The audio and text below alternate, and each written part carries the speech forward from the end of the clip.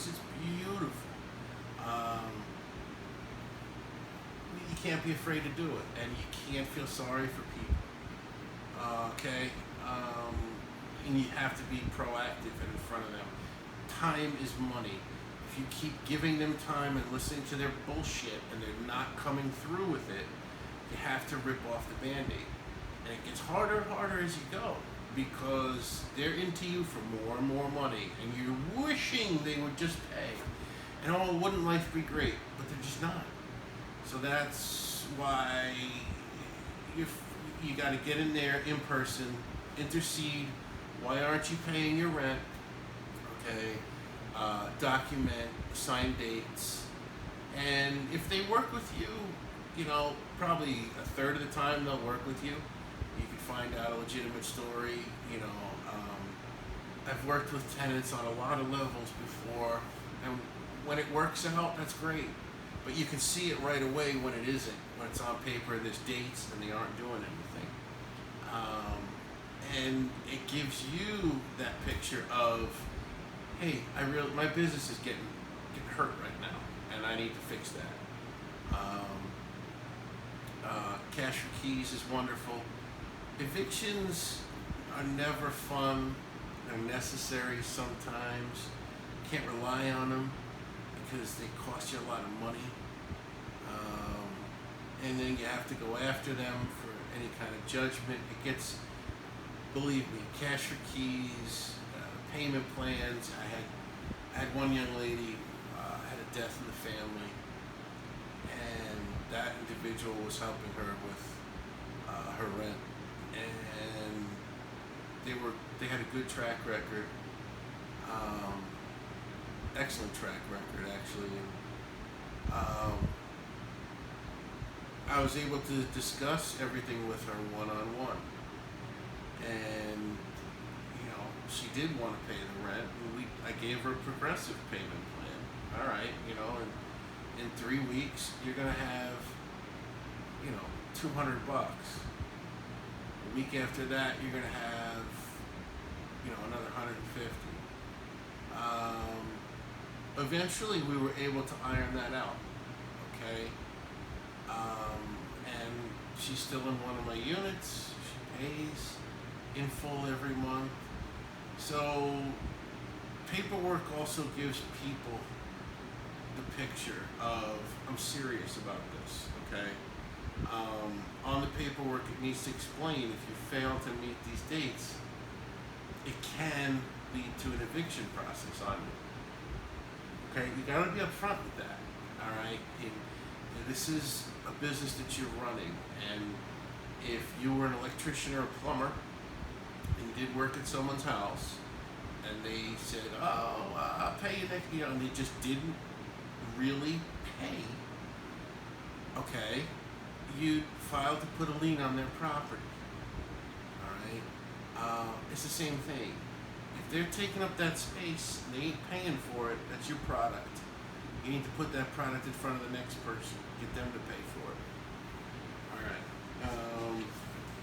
So, no feeling sorry for people. I don't care about times a year or anything. It's a business that you're running. If you choose to run that business with your emotions, you're going to fail. If you run that business as a business, you're going to succeed. It's just that simple.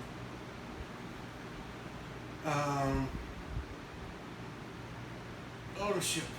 All right, this is a big one. Everybody, look, we're adults, we're investors. It's ultimately your building, okay? It's your problem and your fault when things go wrong, all right? And in 2020, I can't stress that enough. Blame is bullshit. Excuses, bullshit. Your business is either doing well because you have backed it up over the years and you've done the work, or your business is failing because you haven't done the work and you haven't been responsible. Okay? Right now we have a ban on evictions. with this COVID-19, and there's a million different stories about what's going on, what landlords are experiencing. You got landlords out there who are telling their tenants they want them to be safe for giving a month's rent or taking $200 off everybody's rent. And those are successful landlords. You better believe those tenants don't want to go anywhere, and they will come up with the money in the future. They got a stimulus check. Shit, this guy forgave my rent last month. Put this $1,200 toward next month's rent. You know, and ultimately, it's just not the government's fault if you fail to run your buildings the right way. If you get caught in a time like this, and you should have evicted certain people because they were awful, and now they're wringing you dry, that's your fault. Okay? I know the CARES Act took place in March, but where were they in January and February? They were probably awful tenants living in your building. You didn't want to deal with it. Okay? That's your fault. Own it. Fix it.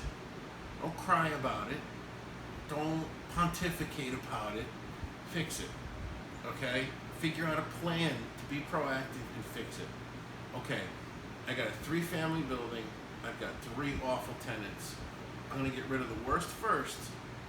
You're going to go over there and you're going to start with cash or keys. What's the worst they can tell you? To go fuck yourself? Fine. You walk away.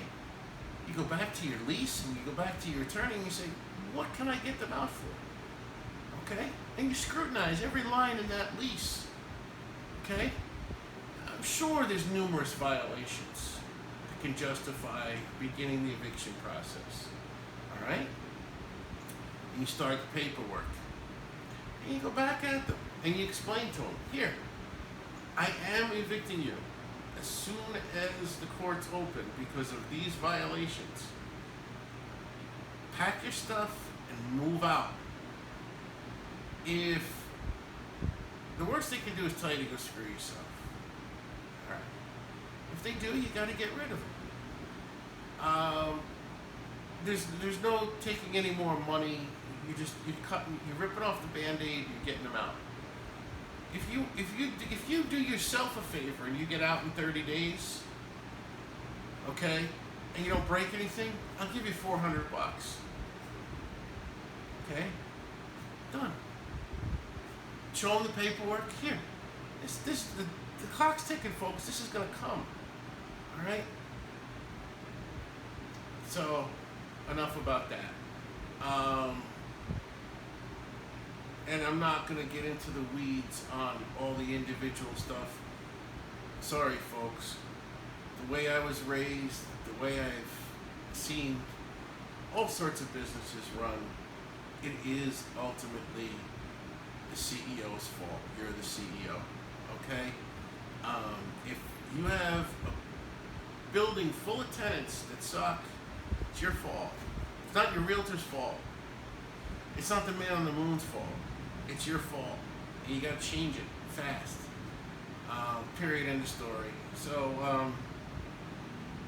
I'm having a blast with these videos, guys. I hope I'm keeping you guys out of the weeds and making money. Showing you some things that will keep you out of trouble and losses.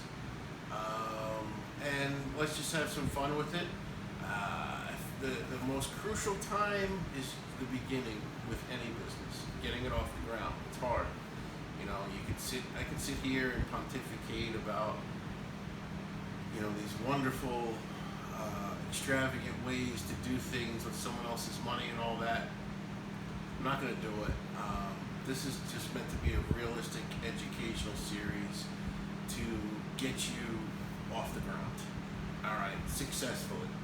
And hedge your bets against any problems. All right, send you in the right direction. Thanks, guys. We'll see you soon, and don't forget to hit like and subscribe.